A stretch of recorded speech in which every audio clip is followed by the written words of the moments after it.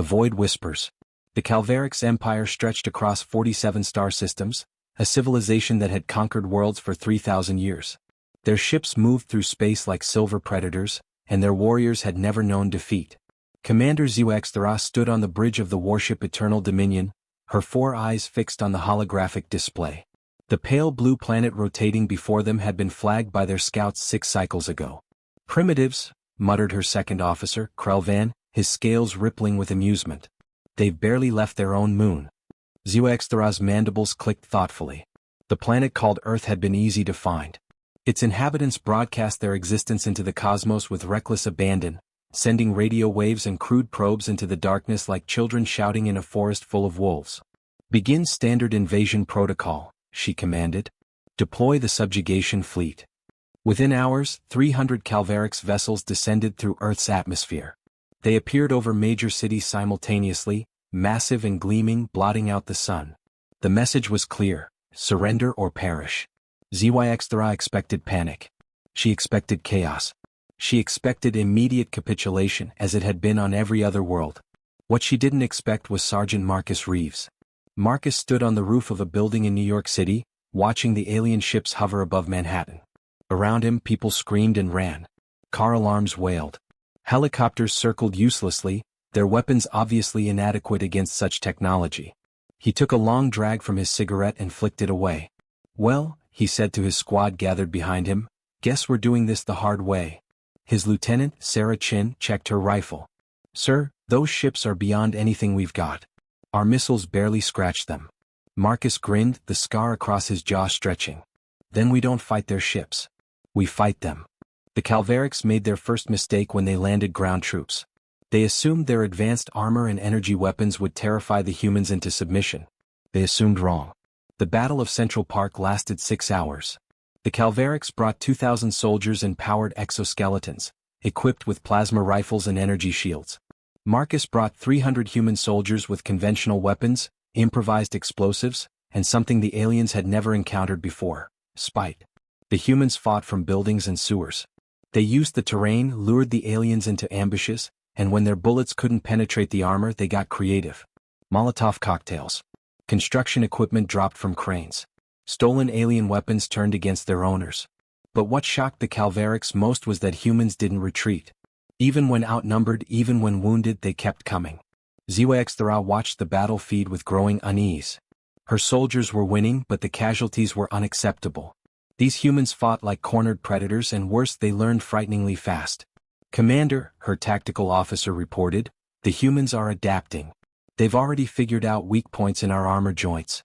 They're coordinating across their global communication networks. And he hesitated. And what? They're laughing, Commander. While they fight. While they die. They're laughing. Zhuxthara's blood ran cold. That night, as fires burned across Earth's cities and both sides counted their dead, Marcus sat in a makeshift command center. His arm was bandaged, his face covered in dust and blood. We can't win, Chin said quietly. Not against their numbers. Marcus loaded a fresh magazine into his rifle. Winning wasn't the point of today, Lieutenant. Today was about sending a message. He looked up at the alien ships still hovering in the sky. We wanted them to know that Earth doesn't surrender. And that every inch of this planet will cost them blood. Across the globe, similar scenes played out. In Tokyo, in London, in Cairo, in Mumbai, and Sao Paulo, humans fought back with whatever they had. The Calvarix took cities, but they took casualties. They claimed territory, but they couldn't claim peace. And in the dark spaces between the stars, other empires watched with interest. The humans were supposed to be weak, divided, easy prey. Instead, they were becoming something else entirely. On the bridge of her flagship, Zhuxthara made her report to the Calvarix High Command. The planet will fall, she assured them, but these humans, they are not like the others. The High Command dismissed her concerns. Earth would be conquered. It was only a matter of time. They had no idea how wrong they were. The wolves awaken. 3 months into the invasion, the Calvarix Empire controlled 40% of Earth's surface. Major cities had fallen. Governments had collapsed. Millions had died. But Earth still fought. Admiral Torvanine reviewed casualty reports in his command chamber, his tail lashing with frustration. The numbers didn't make sense. By every calculation, by every historical precedent, the humans should have broken by now. Another supply convoy destroyed, his aide reported. The humans are calling them raiders. They hit our logistics chains, steal our weapons and disappear. Send more escorts, Torvenine snapped. We did, Admiral. They destroyed those too.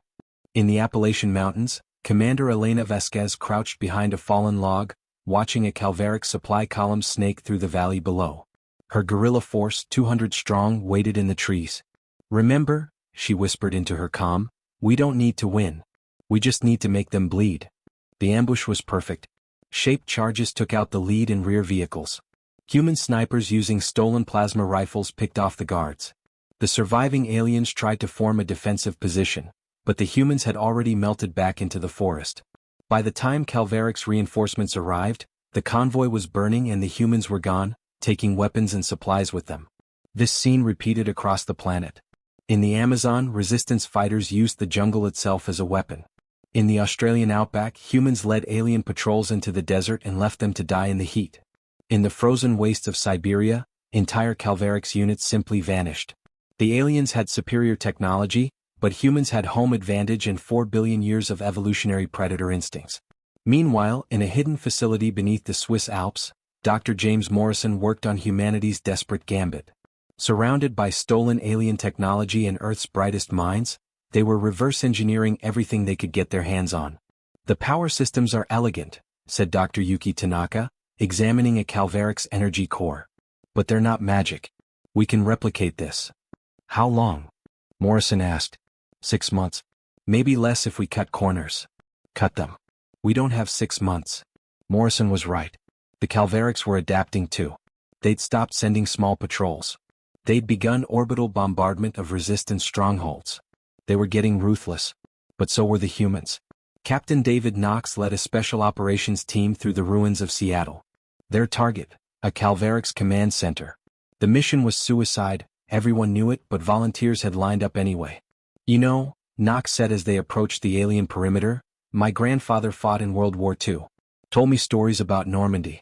Said the waiting before the battle was the worst part. His demolitions expert, a woman named Riley Park, grinned. What did he say about the battle itself? That once it started, you were too busy to be scared. Knox checked his weapon. Let's get busy. They hit the command center at dawn. The Calvarics never expected humans to attack a fortified position directly. Knox's team used that disbelief, coming in through the sewers and striking from inside the perimeter. The battle was brutal and close quarters. Human bullets and alien plasma lit up the darkness. Knox personally drove a combat knife into the eye cluster of a Calvaric's officer before a plasma bolt took him in the shoulder. But they completed the mission. The command center went up in a fireball that could be seen for miles. Knox died in the evacuation along with half his team. But his last words, transmitted over the open comm channels, became a rallying cry. They can burn our cities, but they can't burn our will. Make them pay for every inch. The message reached resistance cells worldwide. It reached the hidden research facilities. It reached the scattered remnants of Earth's military. And it reached Marcus Reeves, now leading a coalition of resistance fighters in North America. He stood before a gathering of leaders from around the world, connected by encrypted channels. We're not fighting to win anymore, he told them. We're fighting to survive long enough to become dangerous. On the Calvaric's flagship, ZYX Thera received increasingly disturbing reports. Human attacks were becoming more sophisticated. They were using captured technology effectively. Worse, they were targeting specific systems. Communications, command structures, supply lines. They're learning military doctrine, she reported to High Command. Not just copying it. Understanding it. Improving on it. The response was dismissive. Then we will teach them the price of resistance. Increase bombardment. Make examples.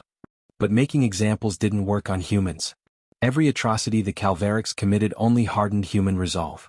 Every burned city produced more fighters. Every massacre created more legends.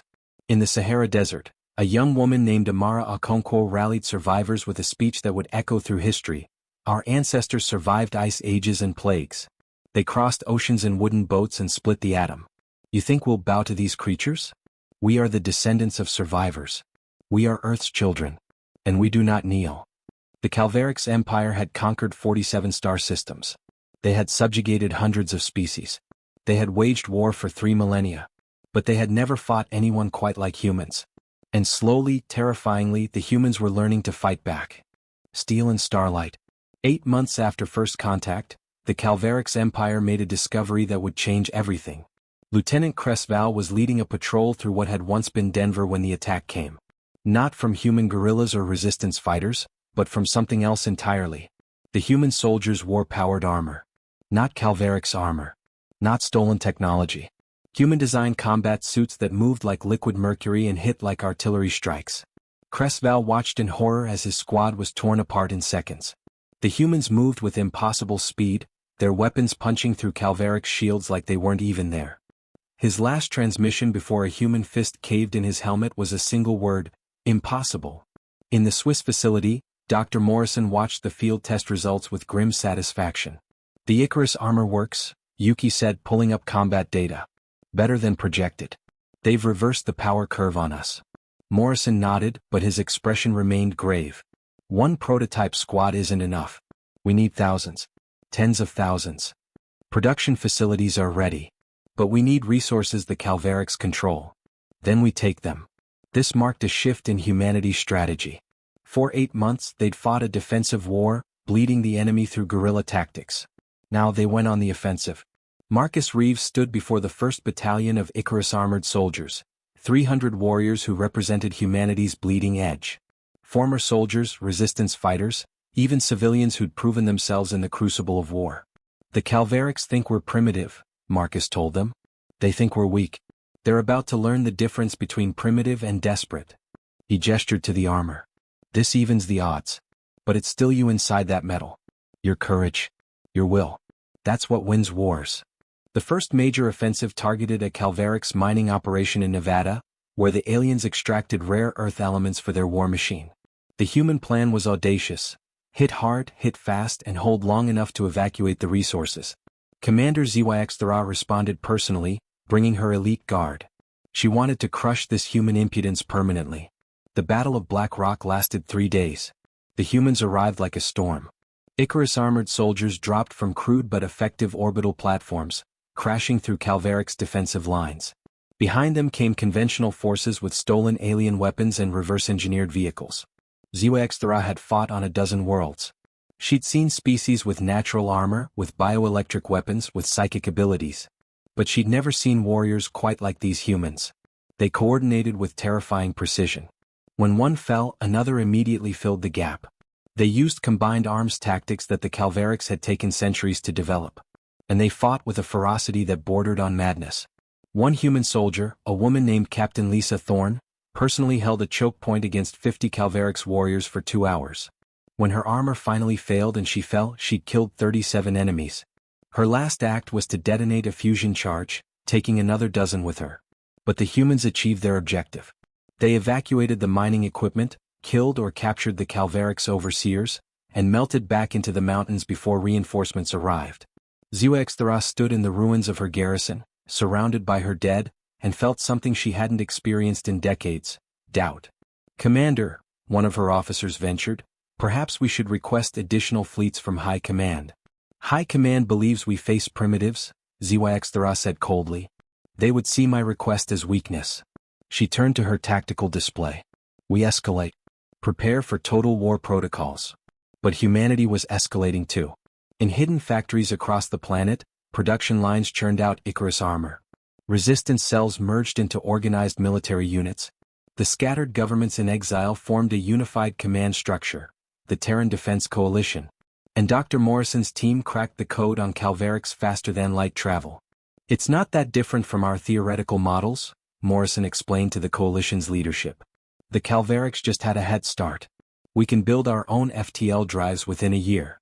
General Sarah Chin, now commanding all North American forces, leaned forward. "What about weapons? Ship-to-ship combat systems?" "Working on it. But here's the thing." Morrison pulled up a schematic. "The Calvarix build for conquest. Overwhelming force. We can't match that." "So what do we build for?" Marcus asked. Morrison smiled grimly. "Spite." The plan that emerged was quintessentially human. If they couldn't outmuscle the Calvarix, they'd outthink them. Fast attack ships. Stealth technology. Asymmetric warfare carried into space itself. "We make the void as dangerous for them as they made Earth for us," Shin said. But the Calvarics weren't idle. Torvin 9 convinced High Command to send 3 additional battle fleets. 60,000 warriors. Orbital weapons platforms. Bioweapons designed to break human morale. The stage was set for Earth's darkest hour. In a bunker beneath the ruins of Washington, D.C., Marcus gathered his senior commanders. On screens around them, resistance leaders from every continent looked back. "They're coming with everything," Marcus said simply. "Intelligence suggests they'll begin a full planetary assault in 2 weeks. Carpet bombardment. Chemical weapons. They want to end this." "Can we stop them?" someone asked. Marcus was quiet for a moment. Then, "No. Not completely. We'll lose billions. Maybe half the planet." He looked up, his eyes hard as flint. "But we'll make them pay. And we'll survive. Because that's what humans do." Across the planet, 7 billion people prepared for the storm. Some hid in bunkers. Some fled to remote areas. But millions more took up arms, put on whatever armor they could find and prepared to fight. The Calvarics were bringing total war. Humanity was ready to show them what that really meant. The fire falls. The assault began at dawn, simultaneously across every time zone. 200 Calvarics warships descended from orbit, weapons blazing. Cities that had survived the initial invasion vanished in fireballs. The oceans boiled where plasma lances struck. Mountain ranges were glassed into obsidian. Admiral Torvin 9 commanded from orbit, watching Earth burn. "Finally," he said with satisfaction, "these humans will learn submission." He was about to learn a very different lesson. In the ruins of Beijing, Commander Ziwa led her ground forces personally. The city had been a major resistance stronghold. Now it was a crater still glowing with residual heat. "Sweep the area," she ordered. "Find survivors.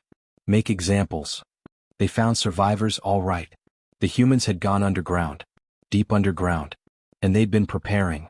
When Ziwa troops entered what they thought were empty ruins, the trap sprang. The entire city block was rigged to explode. Fusion charges, chemical explosives, even old nuclear weapons from humanity's Cold War era. The blast vaporized 3,000 Calvaric soldiers instantly. Ziwa survived only because she'd held back with her command unit. As she staggered from the rubble, her communicator crackled. A human voice, speaking in broken but understandable Calvarics. "You burn our cities, we bury yours. Welcome to Earth." Similar scenes erupted worldwide. The Calvarics had brought overwhelming force, and they'd inflicted terrible damage. But the humans had prepared a nightmare. In New Delhi, resistance fighters detonated the city's natural gas infrastructure just as Calvaric's forces moved through. In Sao Paulo, humans flooded the underground tunnels where aliens had established bases, drowning thousands. In Moscow, they triggered a carefully orchestrated series of building collapses that buried an entire Calvaric's division. The aliens had the firepower, but humans had turned the entire planet into a weapon. Marcus Reeves coordinated the defense from a mobile command center that moved every few hours. Around him, holographic displays showed the carnage. "Losses?" he asked quietly. "Catastrophic," General Chin replied, her voice hollow. 3 billion dead in the first 48 hours. Maybe more. Marcus closed his eyes briefly, then opened them hard and cold. "And theirs? Their ground forces? We've killed 60,000. Maybe 70. And we've grounded 40 of their ships with surface-to-orbit weapons. Not enough." "No," Chin agreed. "But it's something. And Marcus, the Icarus divisions are ready." Marcus straightened. "All of them? All 12,000. The enemy thinks they've won. Time to show them the war just started." The counterattack came from everywhere at once. 12,000 Icarus-armored soldiers had been hidden in bunkers, caves and reinforced structures worldwide. While the Calvarics celebrated their Pyrrhic victory, these elite warriors emerged. Captain Nina Volkov led the assault on the Calvarics command ship that had been terrorizing Eastern Europe. Her team launched from a makeshift railgun, achieving orbit through sheer human audacity. They landed on the hull, cut their way inside and began a room-by-room slaughter. The Calvarics had never fought in zero gravity against humans. They learned too late that humans adapted terrifyingly fast. Nina's team used the ship's own corridors as cover, its systems as weapons. They vented atmosphere, overloaded reactors, and when conventional weapons failed, they used bare hands and improvised clubs. Nina herself killed the ship's captain, Commander Thelvix, in single combat. As he lay dying, he asked a single question: "Why do you fight so hard?" Nina's response was simple: "Because this is our home." The command ship crashed into the Black Sea 4 hours later. There were no survivors. Similar attacks erupted across Earth's orbit. Human teams, equipped with stolen technology and backed by raw courage, boarded Calvaric's vessels. They didn't try to capture the ships, they destroyed them from within. Torvin IX watched his fleet being torn apart from the inside and finally understood what Zyxthara had been trying to tell High Command. These humans were not normal prey species. All ships retreat to high orbit, he ordered. Prepare for. He never finished the command. A human strike team, led by a man named Jackson Rivers, had infiltrated his flagship through a waste disposal port. They reached the bridge and detonated enough explosives to crack the ship in half. The flagship Eternal Victory broke apart spectacularly, taking 5 nearby vessels with it in the explosion. On the surface, Zyxthara received the news with something approaching despair. The human resistance should have been broken. Instead, they were stronger than ever, unified by loss and hardened by grief. "Commander," her tactical officer reported, "we're detecting energy signatures. Multiple sources. They're launching something." Something turned out to be humanity's secret project. From hidden silos and mobile launchers, Earth's first indigenous spacecraft took flight. They were crude compared to Calvaric's vessels, barely more than engines strapped to weapons, but there were hundreds of them. Dr. Morrison watched the launches from his bunker, exhausted but triumphant. "Not bad for primitives," he muttered. The spacecraft, nicknamed Hornets by their pilots, swarmed the remaining Calvaric's fleet. They couldn't match alien ships one-on-one, but humans had learned a fundamental truth. In space, numbers and speed matter more than individual power. The Hornets struck in packs like their namesakes, overwhelming enemy shields through sheer volume of fire. They used suicide runs, ramming attacks, and tactics so reckless that Calvaric's tactical computers couldn't predict them. Because the computers assumed rational actors. Humans, pushed to the brink of extinction, had transcended rationality into something more primal, the sheer will to survive. The Battle of Earth's orbit lasted 6 hours. When it ended, the Calvaric's fleet had been reduced from 200 ships to 47. But the cost to Earth was almost unimaginable. Marcus stood on a hilltop outside the ruins of Denver, watching fires burn across the horizon. Beside him, Chin pulled up casualty estimates. 4 billion dead, she said quietly. Maybe more. Infrastructure destroyed. Entire cities gone. It'll take decades to recover. If we recover. Marcus nodded slowly. But we're still here. Still fighting. Is that enough? It has to be. Marcus turned to her. Because if we give up now, those 4 billion died for nothing. But if we keep fighting, if we survive, then we prove something important. What's that? That humanity doesn't break. We bend, we burn, we bleed. But we don't break. In orbit, the surviving Calvaric ships retreated to regroup. Commander Zyxthara, now the highest-ranking officer in the invasion force, sent a message to High Command that would change galactic history. "Earth cannot be conquered by conventional means," she reported. "Request immediate strategic reassessment. These humans, they are something new. Something dangerous." High Command's response took 3 days. When it came, it terrified even the battle-hardened Zyxthara. Request denied. Reinforcements en route. Earth will fall or it will be sterilized from orbit. The Empire does not accept defeat. Zyxthara looked at the blue planet below, watching storms move across continents scarred by war. Somewhere down there, humans were rebuilding, rearming, preparing to fight again. "You fools," she whispered to the distant High Command. "You have no idea what you're about to unleash." Among the stars. While Earth burned, the wider galaxy was taking notice. The Calvaric's empire had been a dominant power for millennia, feared and respected in equal measure. But now, for the first time in living memory, they were losing. In the crystal spires of the Meridian Conclave, Ambassador Talri of the Sealand civilization addressed the assembled council. Her species, elegant and long-lived, had maintained neutrality for centuries. "The human question," she began, her voice chiming like bells, "is no longer just about one planet. If a species this young, this primitive, can resist the Calvarics, what does that mean for galactic order?" "It means they're dangerous," growled War Chief Krung of the Vadhek clans. His species, heavily armored and bellicose, had fought the Calvarics to a stalemate decades ago. "We should crush them before they become a threat." "Or," suggested Counselor Vex, a mechanical being from the Synthesis Network, "we should study them. Learn what makes them different."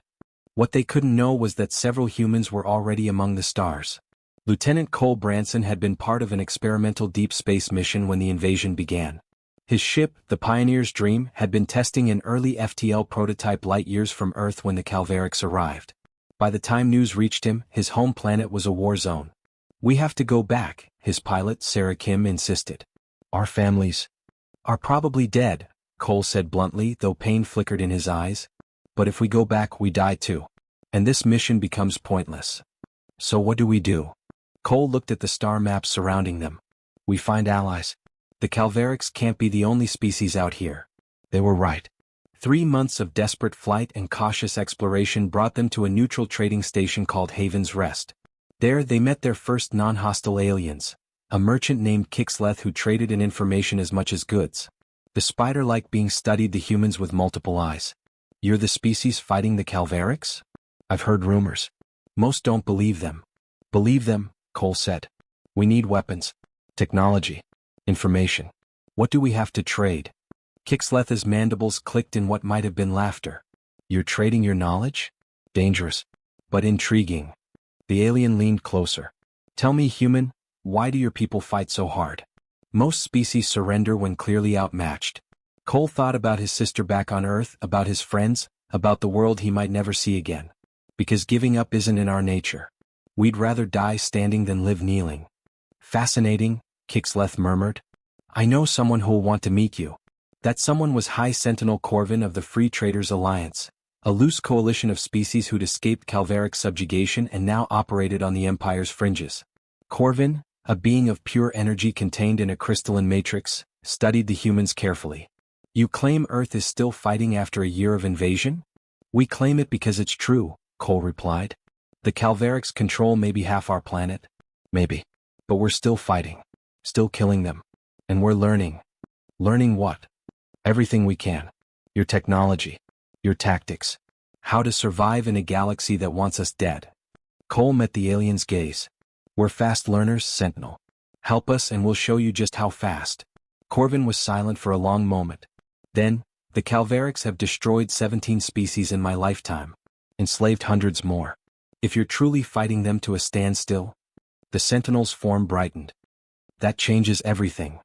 The Free Traders couldn't provide direct military support. They lacked the strength to face the Calvarics openly.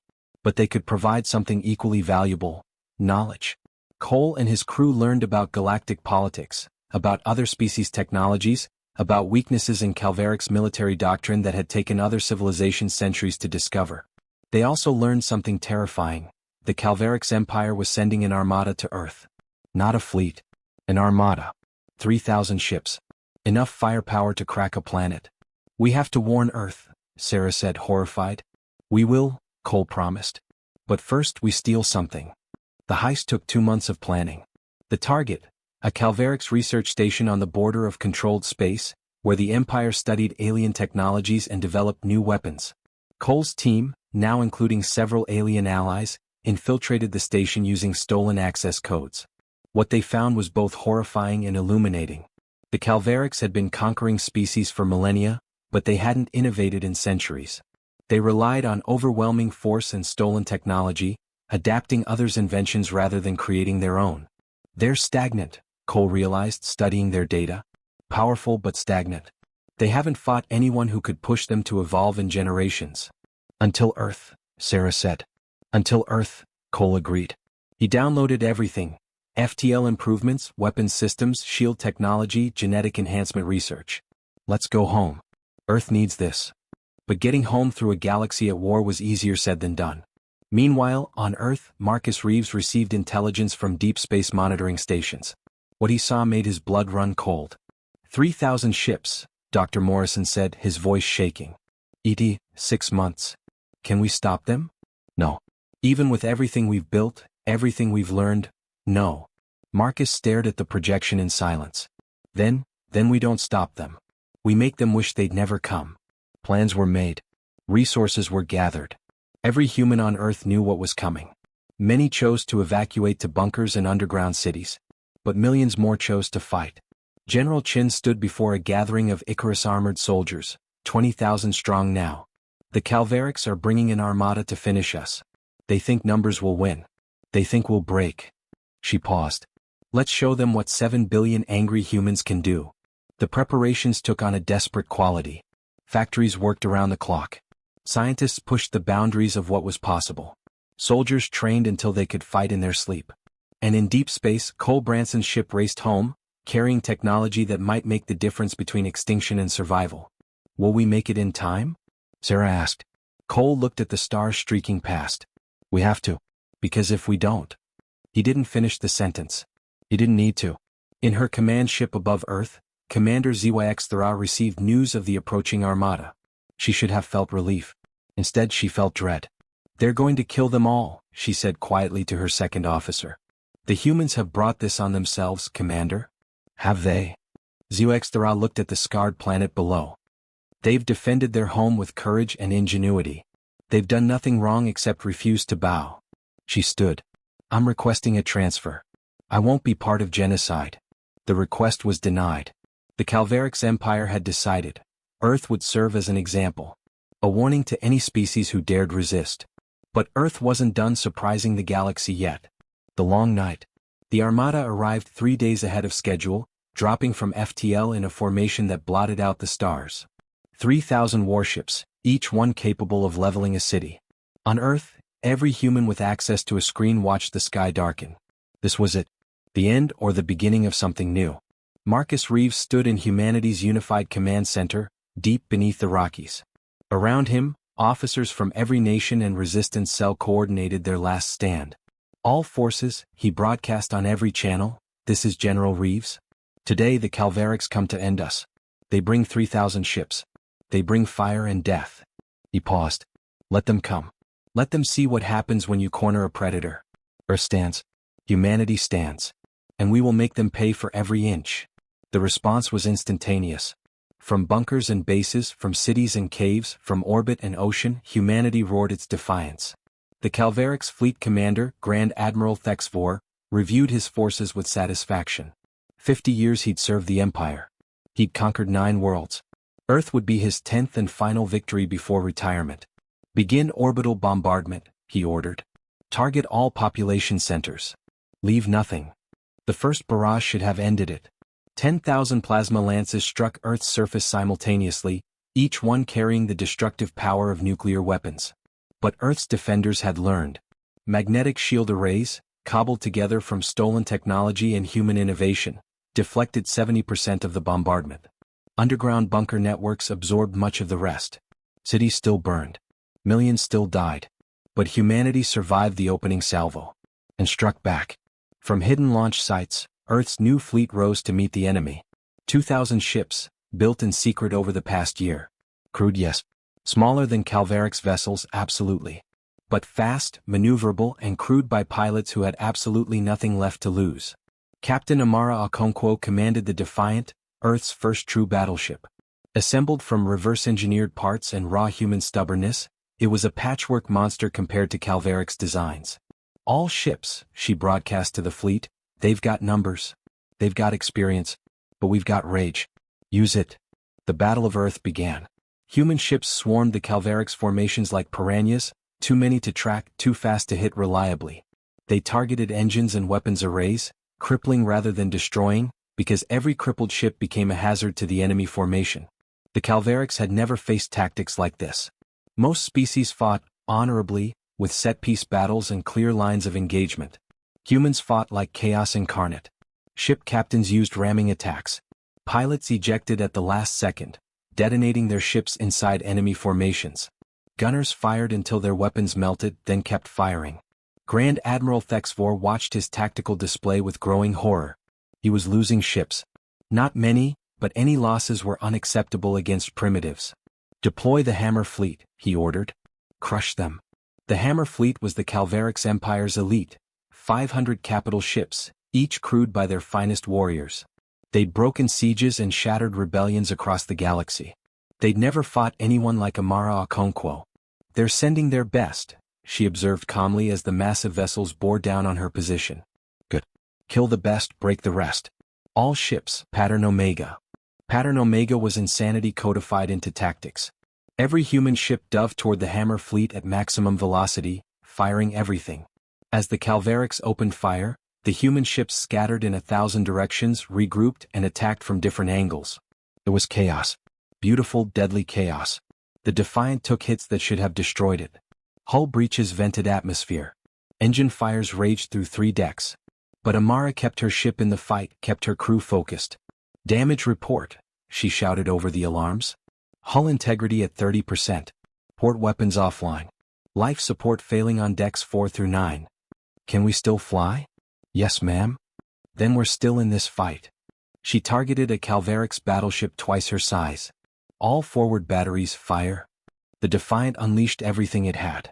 Plasma cannons, railguns, missiles, even experimental weapons that might explode in their own tubes. The enemy's shields held, flickered, and failed. Amara rammed the battleship at full speed.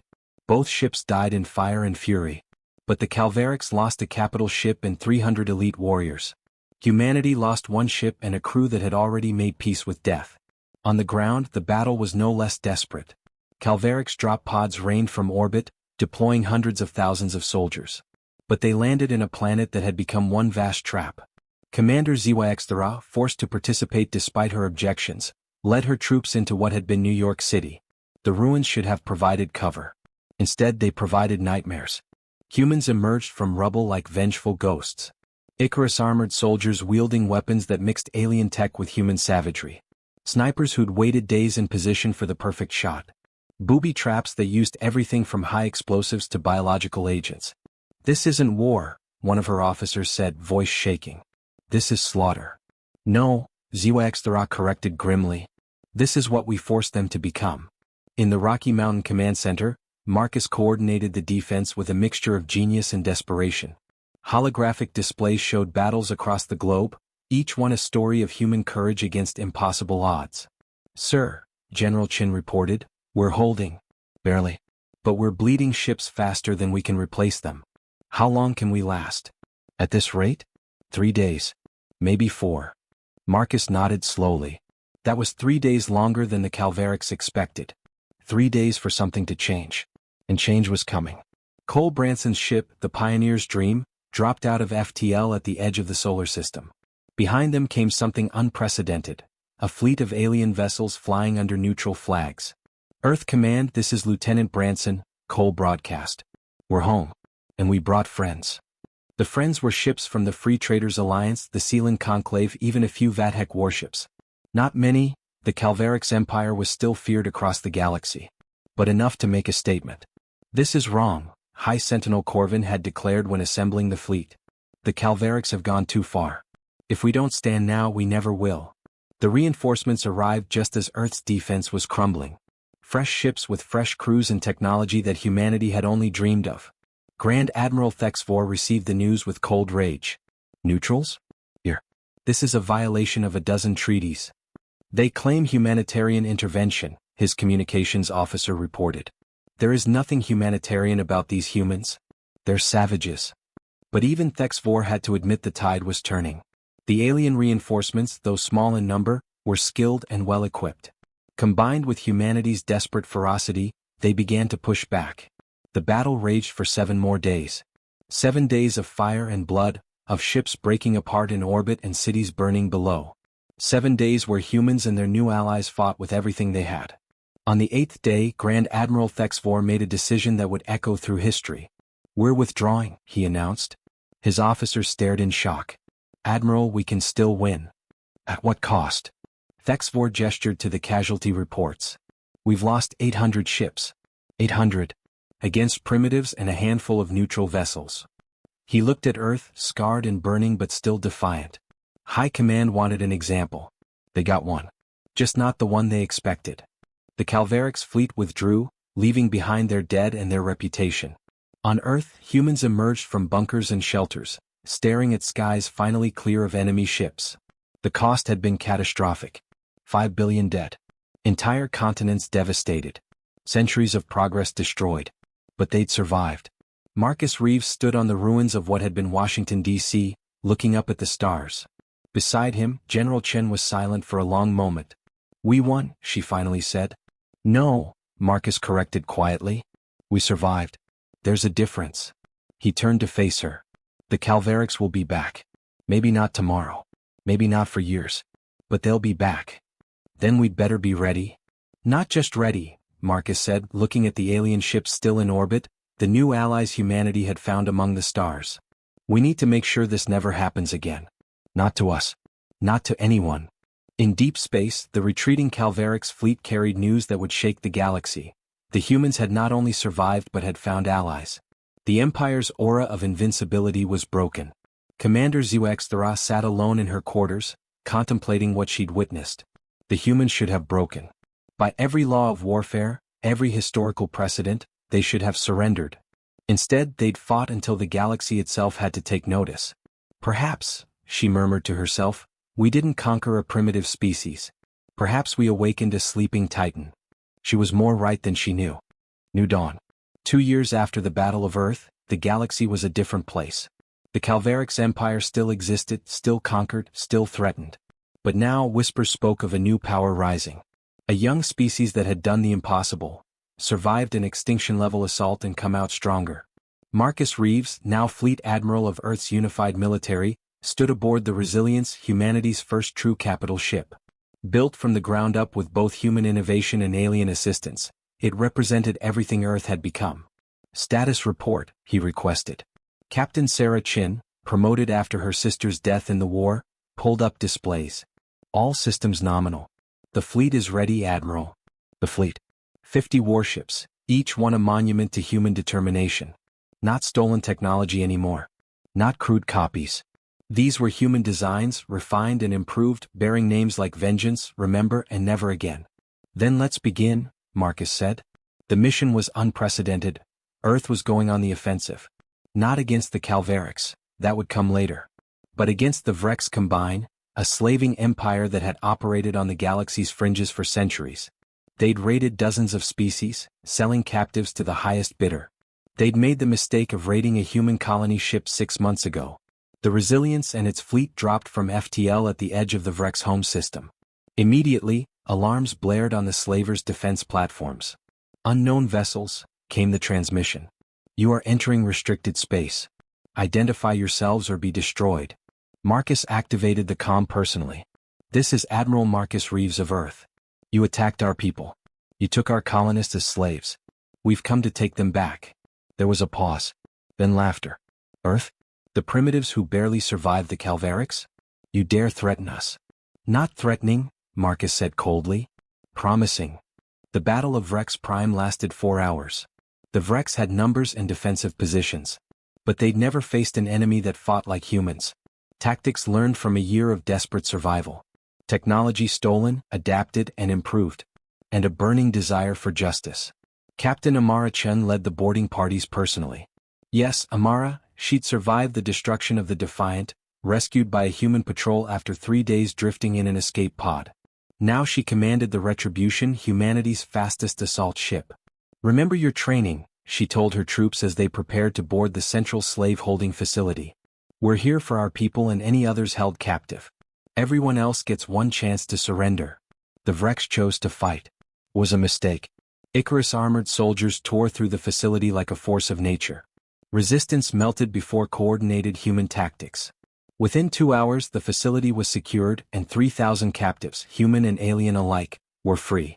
Admiral, Amara reported, we found them. All 200 colonists. Some injuries but they're alive. Marcus felt a weight lift from his chest. Excellent work, Captain. Extract them and prepare for Phase 2. Phase 2 was sending a message. Every Vrex military installation in the system was systematically destroyed. Every slaver ship was boarded, its crew given a choice, trial for their crimes or immediate execution. Most chose trial, which meant transport to the newly formed interspecies court. As the human fleet prepared to depart, Marcus broadcast one final message to the Vrex and anyone else listening. Earth remembers its enemies. But we also remember who helped us. To any species suffering under oppression, you are not alone anymore. Humanity stands with you. The message spread like wildfire across the galaxy. In the Crystal Spires, Ambassador Talri of the Sealan civilization presented Earth's case for membership in the Meridian Conclave. 2 years ago, she told the assembled council, we debated whether humanity was dangerous. Today we know they are. The question is, dangerous to whom? They destroyed the Vrex. War Chief Krung rumbled. His people had lost warriors to Vrek slavers. I approve. They violated sovereign territory, another counselor argued. This sets a precedent. The precedent is that slavery will not be tolerated, Talri interrupted. The humans enforced laws that we've debated for centuries but lacked the courage to implement. She turned to the council. I propose full membership for Earth. They've proven themselves worthy.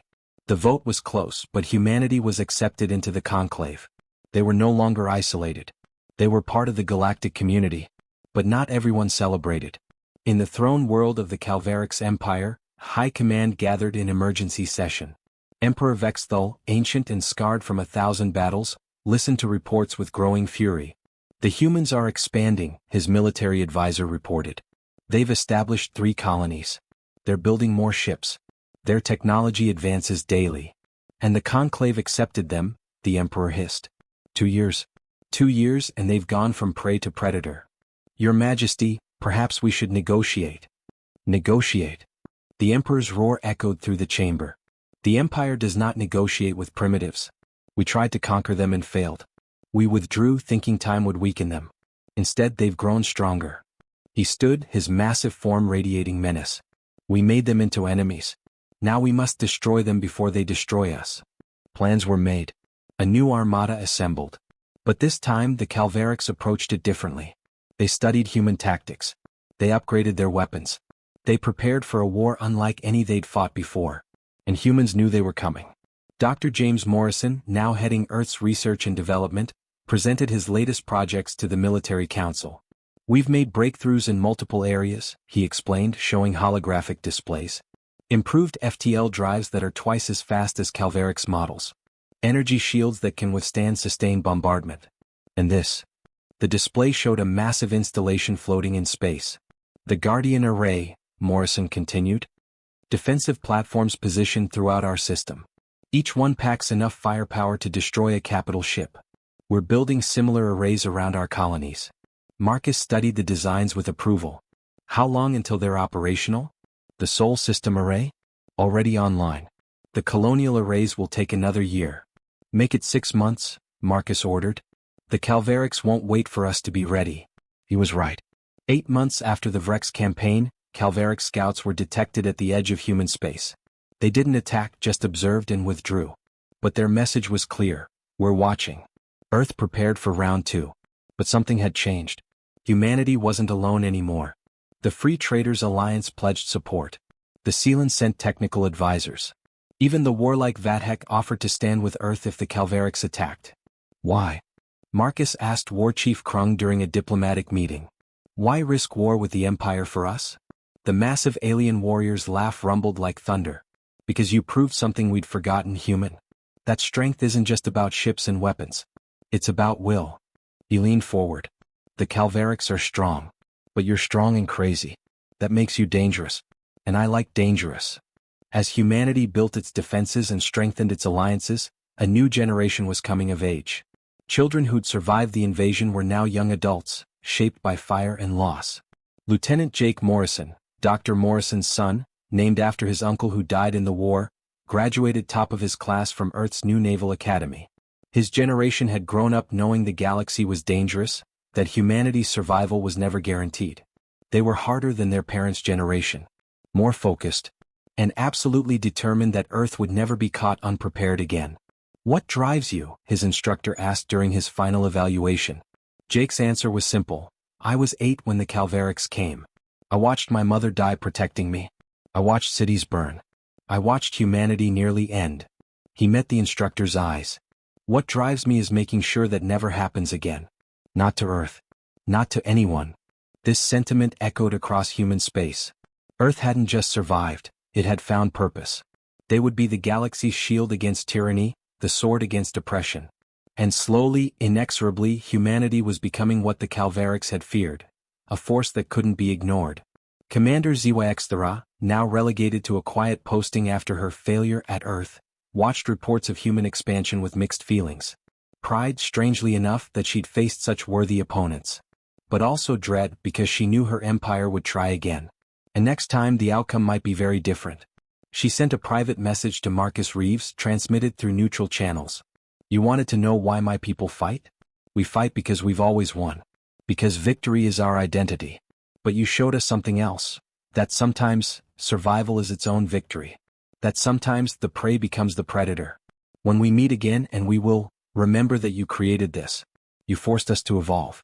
And evolution is never comfortable. Marcus received the message and smiled grimly. Good, he said to himself. Let them evolve. Let them adapt. Because we'll evolve faster. The story of Earth's first contact had become legend across the galaxy. Songs were sung of human courage. Tales were told of their impossible victories. Young species looked to humanity as proof that survival was possible, even against overwhelming odds. But Marcus Reeves knew the truth. The war hadn't ended. It had only paused. Earth stood ready, armed, allied, and absolutely unwilling to ever be victims again. As he looked out at the stars from the bridge of the Resilience, Marcus thought about all those who died to bring humanity to this moment. Sarah Chen's sister, Captain Knox, Amara Okonkwo's first crew. Billions of civilians who'd never asked to be heroes but became them anyway. We remember, he whispered to the void. We remember and we honor you by never giving up. Never surrendering. Never kneeling. Behind him, his crew worked with quiet efficiency. Around him, a fleet stood ready. Above him, the stars waited, full of danger, yes, but also opportunity. Humanity had been tested by fire and emerged as something new. Not victims. Not primitives. Warriors. Explorers. Survivors. And the galaxy would never be the same.